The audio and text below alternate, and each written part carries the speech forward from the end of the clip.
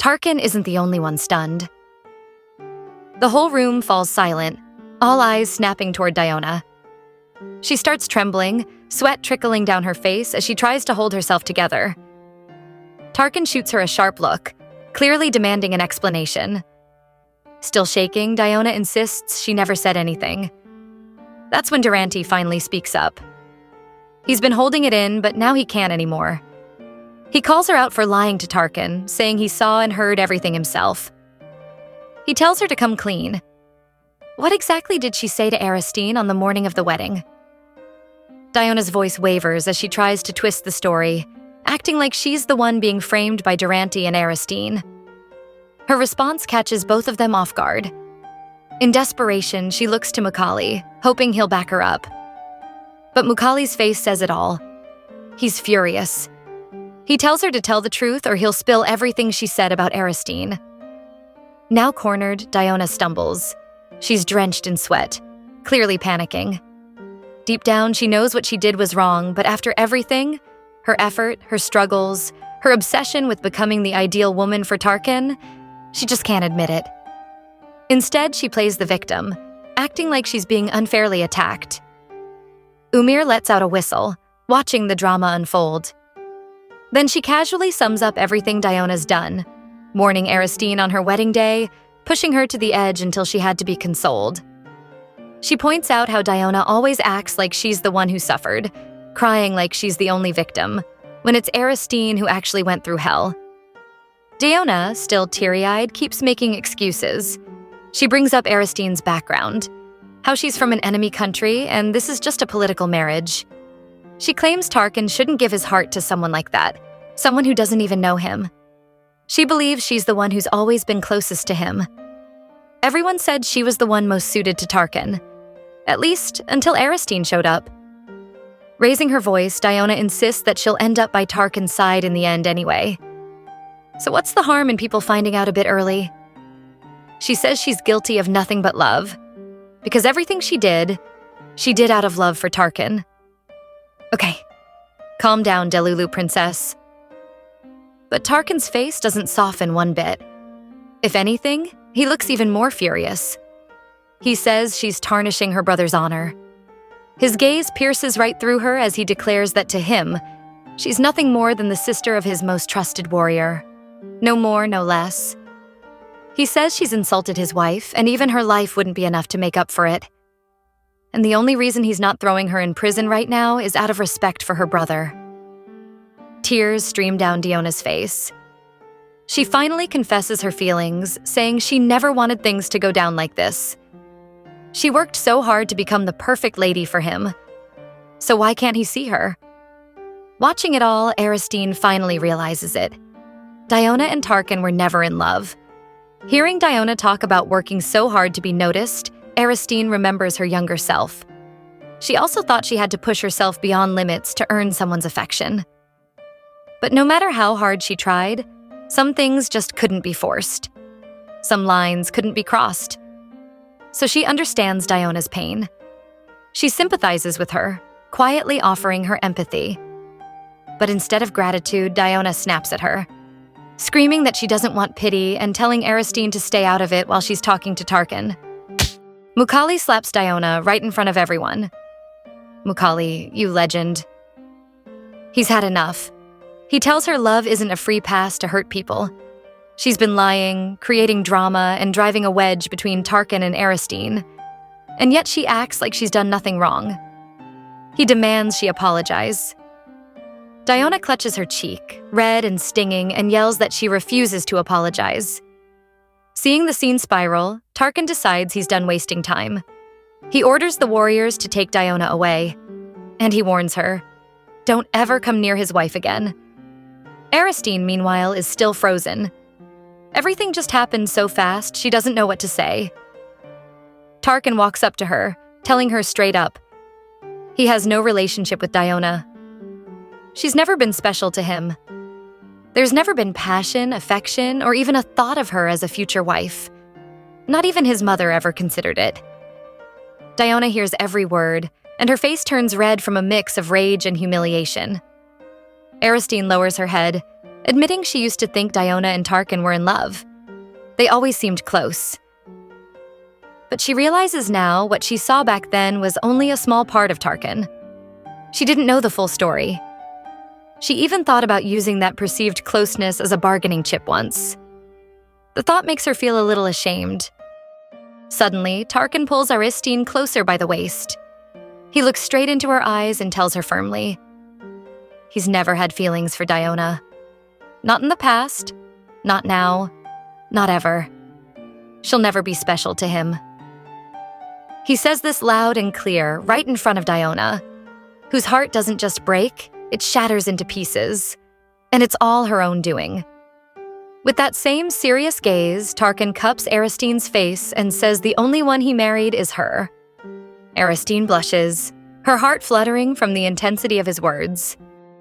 Now that Aristine knows Diona's not Tarkin's lover, it hits her like a breath of fresh spring air. Oddly enough, that thought alone feels comforting. And she's not even sure why. Meanwhile, behind them, Diona keeps causing a scene. Sobbing, shouting, denying everything. Still trying to break free from Durante and Mukali's hold like she's some misunderstood victim. Umir, fed up with the drama, fires a sharp remark. She says Diona's been clinging to Tarkin all this time by using her brother's name, and now her true colors are finally showing. Diona, of course, loses it even more. She rants about everything she's sacrificed and how she's shocked to be treated this way by people she thought were on her side. But Umir doesn't budge. She tells Mukali to take Diona away. Right now, Aristine's recovery is what matters most. So Durante and Jack end up dragging Diona out because she refuses to go quietly. Even while struggling, she shamelessly keeps calling out Tarkin's name like he's going to come save her. Mukali, clearly upset and disappointed, turns to Aristine and bows deeply, apologizing for all the trouble. That makes Aristine pause for a moment. Why is Mukali apologizing? Still bowing, Mukali says it's his fault for not raising Diona properly. His anger turns into guilt as he remembers all the lies she told him, the ones he believed before getting to know Aristine. He apologizes again before walking off, looking completely defeated. A little while later, back at Tarkin's palace, the news spreads like wildfire. Everyone's talking about how Diona snapped. Some are cursing her, others just can't believe it. Aristine listens to it all from her office, realizing how fast gossip travels in this place. After the outburst, Diona's officially banned from Tarkin's palace. Tarkin wanted to go even further, but when Aristine heard about Chantra, Diona's brother and Mukali's comrade, she convinced him to settle for house arrest instead. Truth is, Aristine never really hated Diona. Maybe because she always saw Diona as more of a negotiation tool to get to Tarkin. But now, when she remembers Tarkin saying, "You're the one I married," it stirs something. She doesn't quite know what she's feeling, but she knows this isn't the time to get distracted. She still has to deal with the whole pig iron monopoly situation. So she throws herself into work. She writes down her strategy based on what she saw with her monarch's sight, but it ends up taking longer than expected. When she finally finishes, she hands the plan over to Ritrin. His eyes light up while reading it. He's clearly impressed and even praises her idea, surprised that she managed to come up with it while still recovering. Aristine just wants to know if it's doable. Ritrin says it is, but then hesitates when she asks about the timeline. He explains that to finish it on time, they'll need help from the Mage Tower to build a high-heat device, and that'll require A-grade natural magic crystals. The problem is, those kinds of crystals only come from the Calendula mine or the newly discovered Hyeln mine. Aristine knows what that means. Calendula belongs to the Queen's family, and Hyeln is managed by Hamir. Ritrin starts to look worried. They won't be able to get either easily.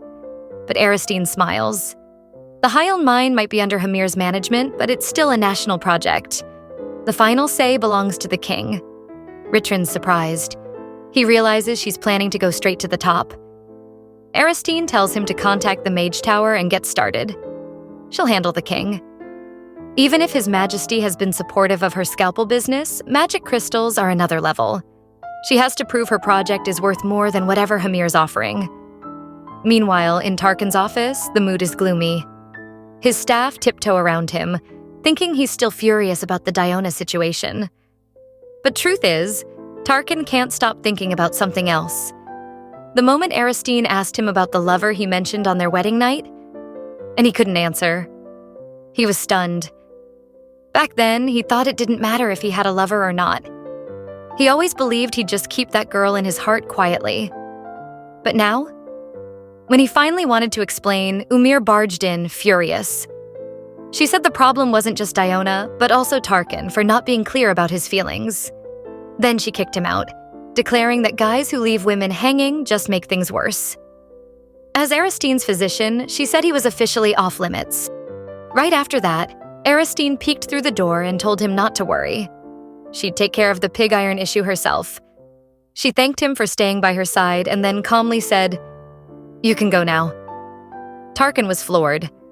Now, back in his office, he sighs, loud and heavy. Jack sighs too, just as dramatically. Turns out he's been beating himself up for not realizing Diona's true nature sooner. As the sharpest strategist in Tarkin's palace, he can't believe he missed it while Mukali figured it out. It's eating him up inside. He even starts lightly banging his forehead on the desk in frustration. Jack mutters that maybe he should just go back to the front lines. He's lost all confidence in his strategies. Tarkin doesn't answer.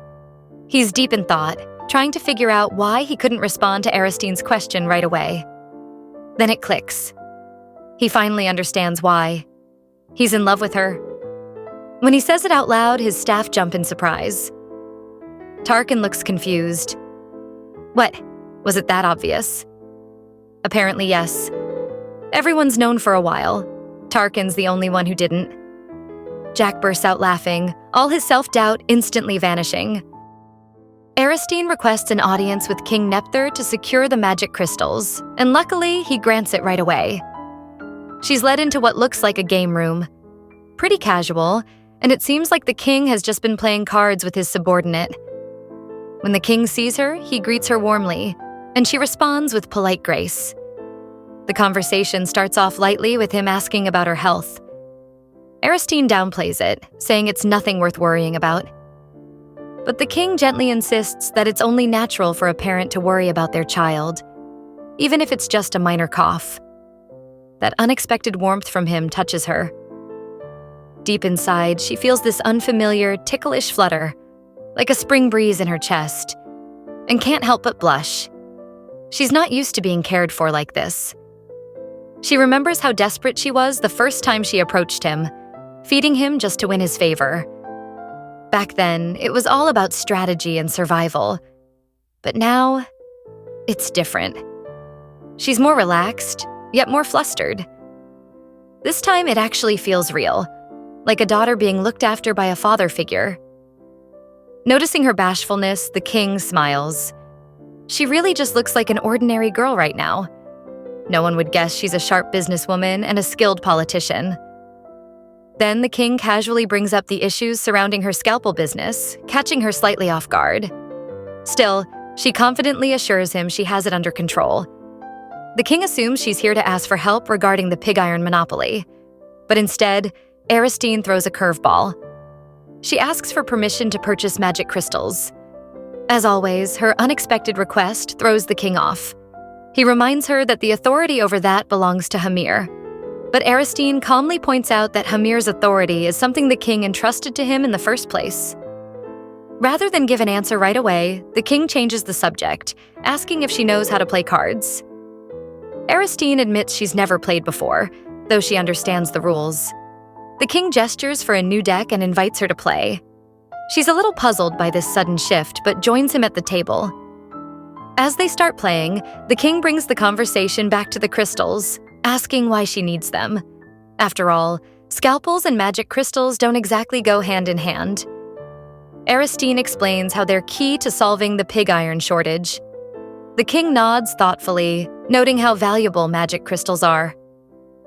Many nobles have already sided with Hamir to gain access to them. If he grants her request, it could cost Hamir an ally. Is that her plan? While juggling the card game and her answers, Aristine stays composed. She knows this is more than a friendly match. It's a way for the king to feel her out. But she doesn't flinch. She tells him straight. Harming Prince Hamir would only create a bigger mess. She's not interested in petty political revenge. All she wants is to fix the pig iron problem.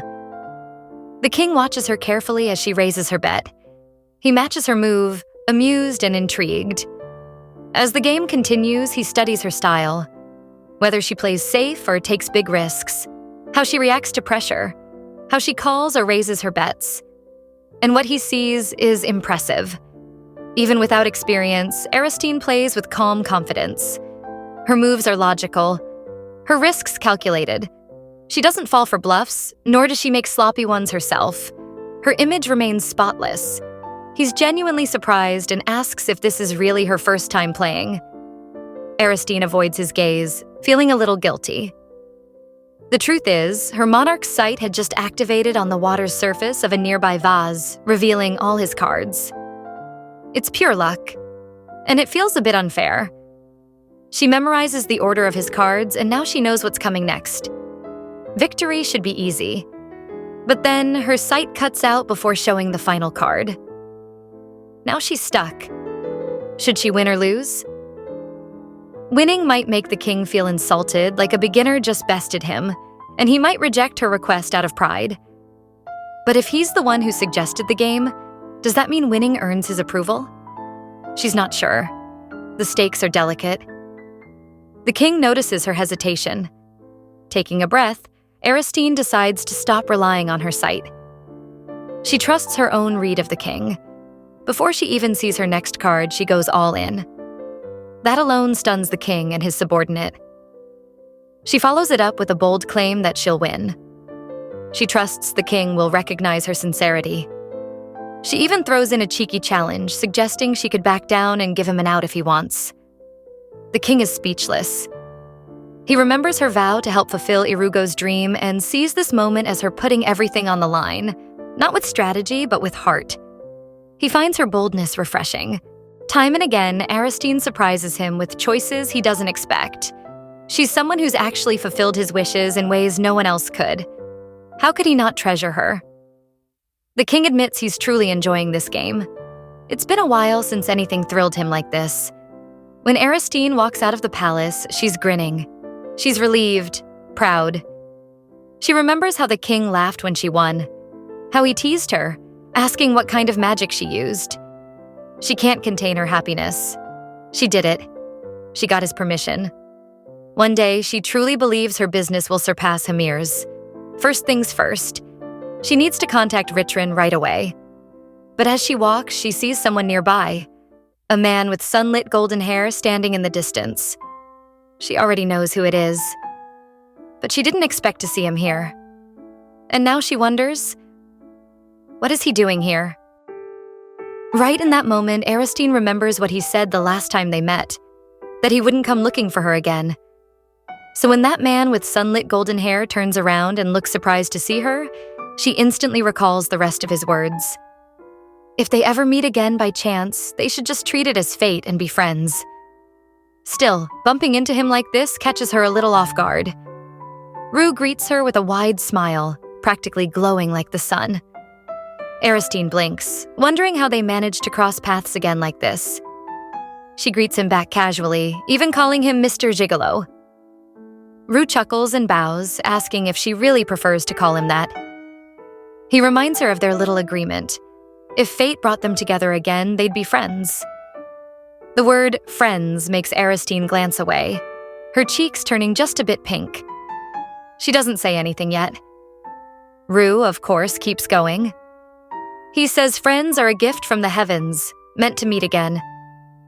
As he gently picks a flower petal that landed on Aristine's head, he tells her he had a feeling they'd see each other again soon, though he didn't expect it to be today. The way Rue acts only makes Aristine more convinced that he really does come off like a gigolo. She finally calls him by his name and asks what he's doing here. Rue blushes a little and admits that he likes the way she says his name.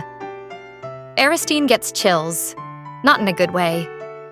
She's starting to think her second new friend might be a little full of himself.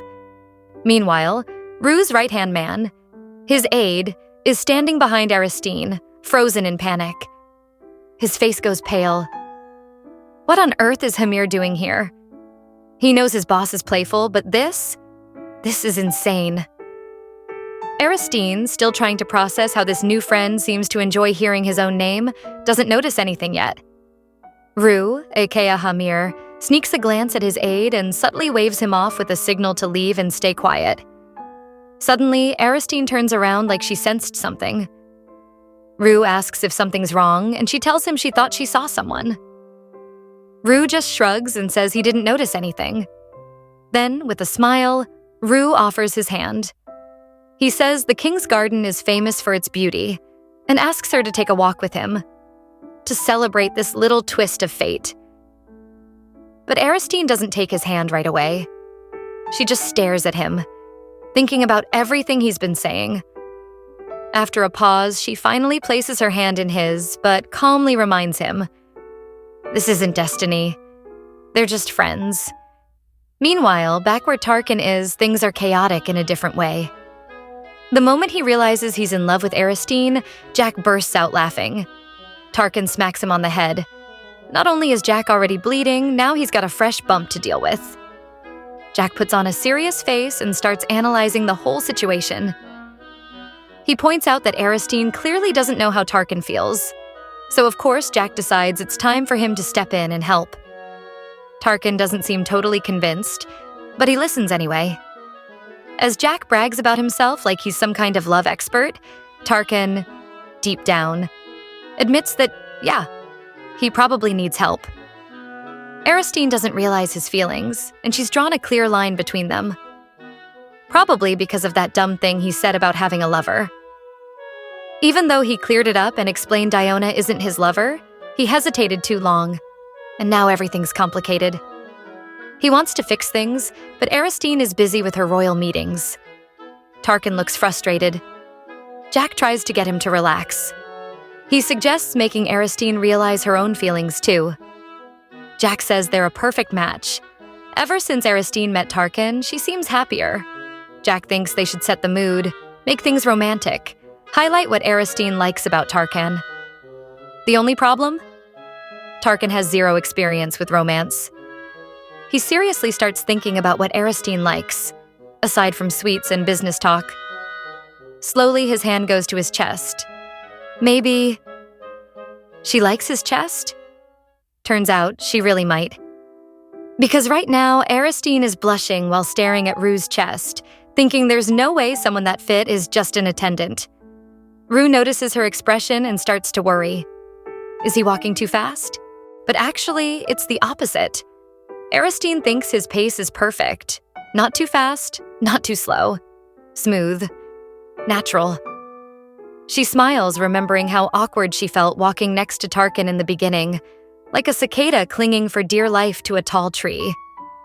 Suddenly, she snaps out of it and turns to Rue, asking what exactly he does that lets him stroll into the King's Garden so freely. Rue seems slightly thrown by the question, but calmly says he works in administration. Aristine follows up, asking which family he belongs to. Rue smiles gently and tells her his family probably shouldn't get too close to hers. That raises a few eyebrows in Aristine's head. Is he working with the Queen or something? Rue asks if she wants to know more about him, but Aristine shakes her head. She says it's not necessary.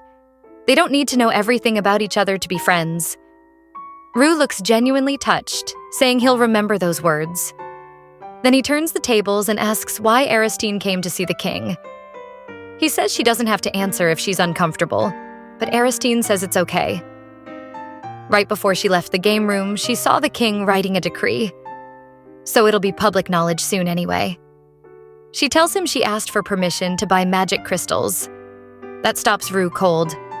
He freezes for a second before asking for confirmation. Aristine leans in toward a blooming flower and softly says she needs them urgently. Rue asks why she didn't go through Prince Hamir, since he's the one managing the crystals. Aristine turns to him, looking confused.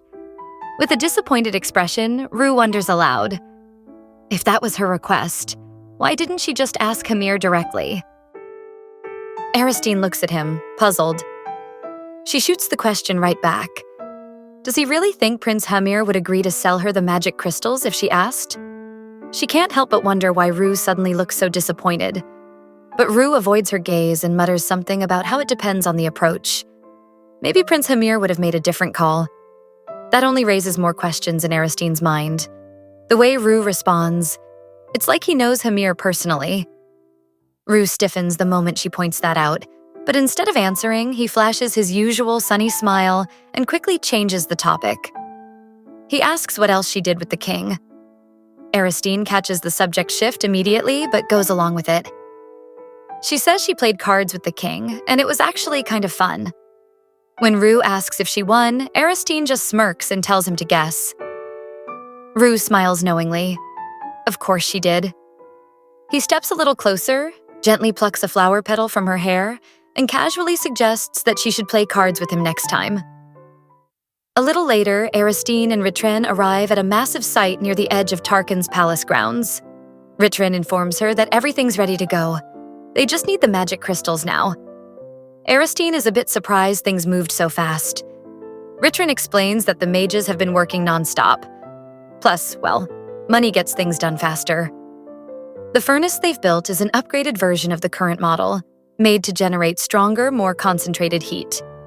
It's Aristine's way to solve the ongoing iron supply issue. Since they can't import new iron, they'll just recycle what they already have. In Irugo, a country rich in resources, recycling isn't something people think about.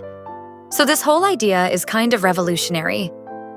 Ritrin is blown away, not just by the idea of using scrap metal, but by how advanced the whole process is.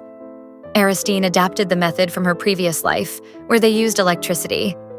But here, they'll rely on the best magic crystals they can get to generate the crazy high heat they need.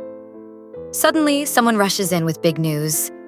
The magic crystals have arrived. Both Aristine and Ritrin are shocked. Even with the teleportation portal, this was lightning fast. They rush over to check them out. The moment Aristine sees the crystals, she's awestruck. She can literally hear the soft resonance that only top-tier crystals produce. There's no doubt. These are the real deal. She quietly notes to herself that the king must have pulled some serious strings to make this happen. She'll have to thank him later. But then the servant who brought the magic crystals flinches. He nervously clarifies that the crystals didn't come from the king. They're from the Hyeln mine, hand-delivered by none other than Prince Hamir. Now Aristine's stunned. Prince Hamir sent these himself? Her mind races. What's going on here? The queen is out there sabotaging her, and yet her own son is lending a hand? What kind of game are they playing? The servant continues. Hamir also asked him to deliver a message. He looks forward to seeing her at the banquet and wishes her success in her work. He also apologizes for missing her wedding. Aristine tells him to thank Prince Hamir on her behalf. The upcoming banquet is an official event, one that will bring together all the royal family members of Irugo. It's meant to celebrate Prince Hamir's return. She figures maybe she'll get a better read on him there. But for now, she has bigger things to focus on. She quickly orders Ritrin to notify the mages. The crystals are here. Once the mages get started, it's like magic. Literally. They begin channeling the energy from the crystals, and both Aristine and Ritrin can't take their eyes off it. They silently pray everything goes smoothly. And then finally, the furnace comes alive. The flames roar and cheers erupt. The scalpel production can finally resume. Ritrin can barely contain his excitement. "We did it," he exclaims. But when he turns to Aristine, she doesn't shout. Her expression says it all, like she's finally breathing after holding it in too long. He chuckles, suggesting that she should head back to the palace early and get some rest. But the second she hears that, Aristine freezes. Her body tenses, and Ritrin can't figure out why. She suddenly bolts, muttering something about having more work to do. Lately, Aristine's been staying later and later at work. It's easier to bury herself in tasks than deal with personal stuff. That night, as she tries to sneak back home, one of the maids catches her mid-tiptoe, slippers in hand. Aristine jumps, clearly not expecting to be spotted. She makes up a reason, says she's just been super busy. and casually asks about Tarkin. The maid tells her Tarkin went to bed early. Aristine nods like that's the perfect excuse and continues to sneak quietly, not wanting to wake him up. But let's be real. No matter how careful she is, there's no way someone as sharp as Tarkin doesn't notice her. She creeps into their dark bedroom without turning on the lights, feeling her way to the bed. Then she hears his voice. "You're late." She jumps. He's already awake. Aristine apologizes, explaining that work kept her out. But Tarkin isn't having it. He mumbles that maybe she should just marry her job instead. Oof. Yeah, he's mad. Big time. Aristine tries to explain herself, rattling off excuses, and suddenly realizes she sounds like a spouse trying to talk their way out of trouble.